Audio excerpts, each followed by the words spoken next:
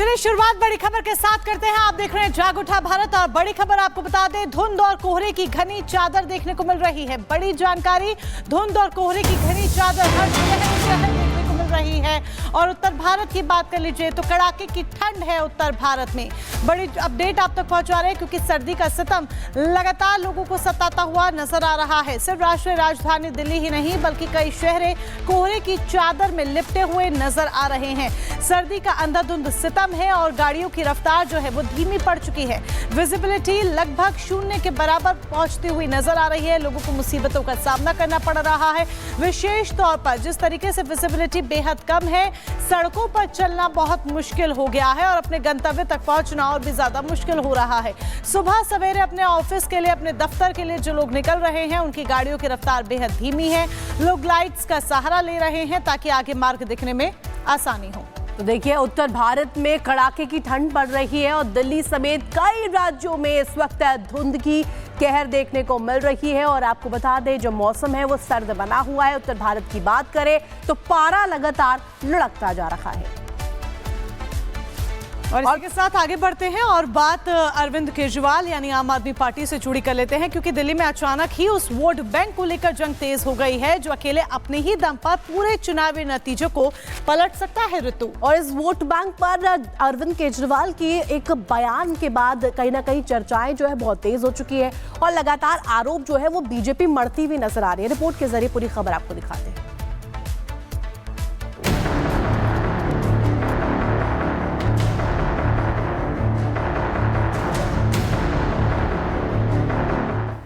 पहले रोहिंग्या, फिर घुसपैठिया, फिर शीश महल और अब पूर्वांचली। दिल्ली में सियासी दलों के मूड के साथ ही यहां के मुद्दे भी लगातार बदल रहे हैं। शुरुआत में बीजेपी और आम आदमी पार्टी के बीच जंग थी, लेकिन अचानक कांग्रेस की एंट्री हुई और इंडी गठबंधन में ही दरार आ गई। तो वही मुद्दों की बात करें तो शुरुआत रोहिंग्या और घुसपैठियों से हुई, लेकिन बीते कुछ दिन से बात शीश महल पर आकर रुक गई थी। मगर गुरुवार को एक ऐसे मुद्दे पर सियासी पारा हाई हो गया जो दिल्ली में चुनावी नतीजों पर सीधा असर डाल सकता है। 1 लाख वोट की असेंबली है, छोटी सी असेंबली है, उसमें 13,000 नए लोग कहां से आ गए? 15 दिन में कहां से आ गए? पिछले 15 दिन में 13,000 नए वोट बनने की एप्लीकेशन आई है। जाहिर तौर पे ये यूपी और बिहार से ला के, यूपी आसपास के स्टेट से ला के फर्जी वोट बनवा रहे हैं ये लोग। अब आम आदमी पार्टी के संस्थापक के शब्द एक नई सियासी जंग को हवा देने के लिए काफी थे। बीजेपी ने अरविंद केजरीवाल के इस बयान को सीधे सीधे पूर्वांचलियों का अपमान बता दिया। आपने हिम्मत कैसे किया पूर्वांचल के लोगों को, उत्तर प्रदेश बिहार के लोगों को फर्जी कहने का? 42% वोटर है अरविंद केजरीवाल, ध्यान से सुन लो। और ये लोग आज जो आपने ये बात कही है ना, इसका जवाब 5 फरवरी को देंगे। आज जो तुमने पूर्वांचल भाई बहनों को फर्जी वोटर कहा है, दिल्ली के मतदाता इन मेहनतकश लोगों के अपमान का बदला लेंगे और 5 फरवरी को ये अपमान का बदला वोट की ताकत से लिया जाएगा। तुमने पूर्वांचल के भाई बहन जो मेहनतकश मजदूरी कर अपना स्थान बनाते हैं देश में, दिल्ली में, उनको अपमानित करने का काम किया है। देखते ही देखते ये लड़ाई दिल्ली यूपी से आगे बिहार तक पहुंच गई। केंद्रीय मंत्री गिरिराज सिंह ने सोशल मीडिया पर एक पोस्ट शेयर करते हुए लिखा कि केजरीवाल जी जिस पत्तल में खाते हैं उसी में छेद करते हैं। जिन बिहारियों और पूर्वांचलियों ने उन्हें मुख्यमंत्री बनाया, उन्हीं को ये गाली देते हैं। बिहार के उप मुख्यमंत्री सम्राट चौधरी ने कहा कि पूर्वांचल के लोग अरविंद केजरीवाल को सत्ता से बाहर हटाने का काम करेंगे। दिल्ली के चुनाव में पूरा पूर्वांचल के लोग, उत्तर प्रदेश और बिहार के लोग केजरीवाल को सत्ता से बाहर हटाकर जो एक तरह से अराजकता और आपदा फैलाने वाले दिल्ली के पूर्व मुख्यमंत्री अरविंद केजरीवाल हैं, इनको सत्ता से बाहर करने का। बीजेपी का घेराव बढ़ता देख अरविंद केजरीवाल की पार्टी ने खुद का बचाव करने का मौका नहीं छोड़ा। भारतीय जनता पार्टी है वो हमेशा से यूपी, बिहार, पूर्वांचल के लोगों से नफरत करने का काम करती है, उनको अपमानित करने का काम करती है। दूसरी तरफ अरविंद केजरीवाल हैं जिन्होंने सबसे ज्यादा टिकट पूर्वांचल के लोगों को दिया। पूर्वांचल के गोपाल राय जी को मंत्री बनाया। मुझे सांसद बनाया। यूपी बिहार के वोट बैंक की कीमत दिल्ली में कितनी खास है, यह आम आदमी पार्टी और बीजेपी से अच्छी तरह कोई नहीं जानता। अब सवाल ये उठ रहा है कि केजरीवाल का ये बयान कहीं बहुत बड़ा नुकसान न साबित हो जाए। Bureau report, Republic Bharat.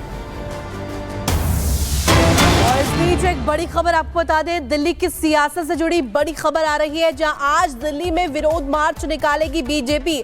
Purvanchal सम्मान के नाम से मार्च निकालेगी बीजेपी। अरविंद केजरीवाल के बयान का विरोध यहां पर दर्ज करवाया जाएगा। मार्च की अगुवाई सांसद मनोज तिवारी करते हुए नजर आएंगे। तो देखिए, अब बीजेपी ने पुरजोर तरीके से जो विरोध की आवाज है वो उठा दी है। एक बयान अरविंद केजरीवाल का जिसको लेकर के बीजेपी पूरी तरीके से अब आम आदमी पार्टी को घेरते हुए नजर आएगी। आज इसको लेकर के विरोध मार्च की तैयारी बीजेपी की तरफ से, और नाम भी यहां पर पूर्वांचल सम्मान मार्च का दिया गया है। आपको बता दें, बयान के बाद लगातार बीजेपी यह आरोप लगा रही है कि यहां पर पूर्वांचलियों का अपमान किया गया है, जिस पर नई रार जो है अब वो छिड़ती हुई नजर आ रही है। पूर्वांचलियों का अपमान दिल्ली नहीं सहेगी, ये कहते हुए नजर आई। तो नामकरण को लेकर जमकर सियासत हो रही है। जी हां, दिल्ली की सियासत से जुड़ी खबर तो हमने आपको बताई। अब मध्य प्रदेश का भी रुख कर लेते हैं। मध्य प्रदेश में भी नाम बदलने को लेकर मांग की जा रही है, और ये कोशिश की जा रही है कि जो पुरानी विरासत है ऋतु, उस पुरानी विरासत को लौटाया जाए।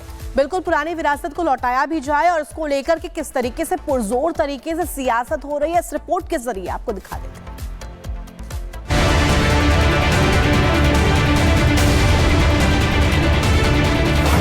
याद कीजिए, पिछले दिनों एमपी में सीएम मोहन यादव ने उज्जैन जिले की 3 पंचायत के नाम बदल दिए थे, जिसमें मौलाना गांव का नाम बदलकर विक्रमनगर, जहांगीरपुर का नाम बदलकर जगदीशपुर और कजनी खेड़ी का नाम बदलकर चामुंडा माता गांव करने का ऐलान किया था। इसके बाद अब प्रदेश भर से ऐतिहासिक और सांस्कृतिक आधार पर करीब 55 जगहों का नाम बदलने की मांग हो रही है। दरअसल जिन शहरों से नाम बदलने की मांग हो रही है, उनके नाम हैं राजधानी भोपाल से 12, रायसेन से 12, उज्जैन से 5, विदिशा से 3, सीहोर और मंदसौर से 4 जगहों के नाम बदलने की मांग उठ रही है। सामाजिक और हिंदूवादी संगठनों का दावा है कि मुगल और नवाबों के समय कई गांवों और शहरों के नाम बदल दिए गए, और अब इन्हीं जगहों को अब उनके पुराने नाम वापस मिलने चाहिए, जिससे उन इलाकों की पुरानी विरासत उन्हें दोबारा मिल सके।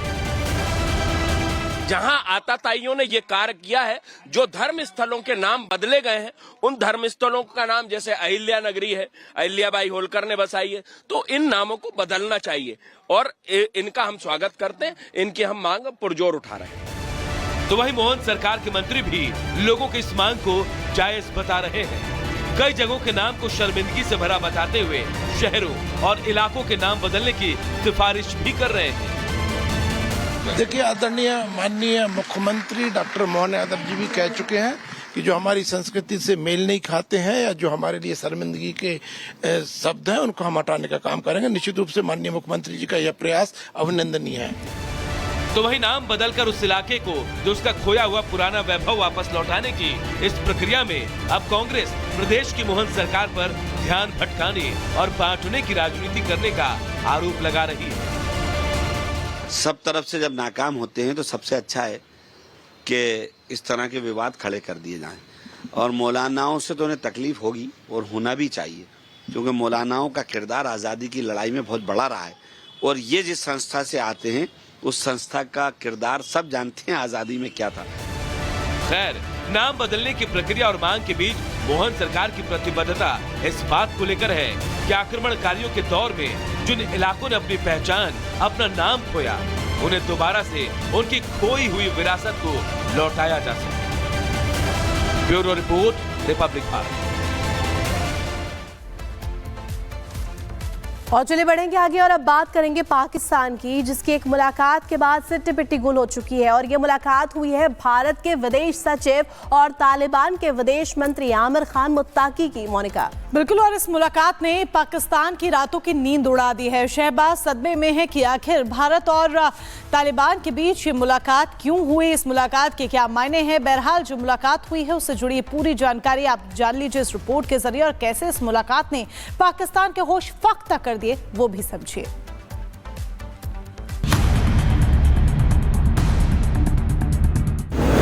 भारत अफगानिस्तान में करीबी।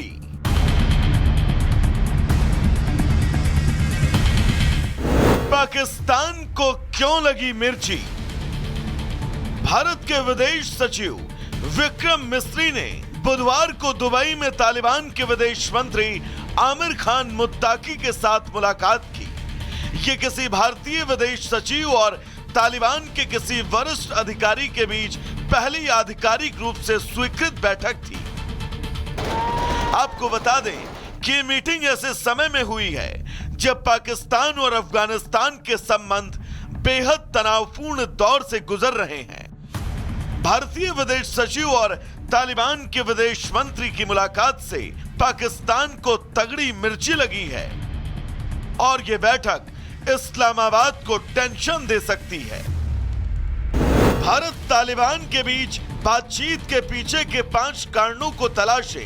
पहला कारण, तालिबान का हितैषी और सहयोगी पाकिस्तान उसका विरोधी बन गया है। दूसरा कारण, ईरान काफी कमजोर हो गया है। तीसरा कारण, रूस अपना युद्ध लड़ रहा है। चौथा कारण, अमेरिका और दुनिया व्हाइट हाउस में डोनाल्ड ट्रंप की वापसी की तैयारी कर रही है। लेकिन सबसे महत्वपूर्ण ये 5वां कारण है, जहां चीन तालिबान के साथ राजदूतों का आदान प्रदान करके अफगानिस्तान में अपनी पैठ बना रहा है। भारत ने अब तक तालिबान सरकार को आधिकारिक मान्यता देने के लिए कोई कदम नहीं उठाया है। हालांकि भारत अपने राष्ट्रीय और सुरक्षा हितों को देखते हुए स्थिति पर नजर रख रहा है। भारत जल्द ही इस निष्कर्ष पर पहुंच गया है कि आधिकारिक मान्यता दिए बिना आधिकारिक जुड़ाव के स्तर को उन्नत करने का ये सही समय है, या फिर अफगानिस्तान में वर्षों के निवेश को खोना होगा। सुरक्षा भारत की सबसे महत्वपूर्ण और मुख्य चिंता है और किसी भी भारत विरोधी आतंकवादी समूह को अफगानिस्तान के क्षेत्र में काम करने की अनुमति नहीं दी जानी चाहिए। Bureau report, Republic Bharat.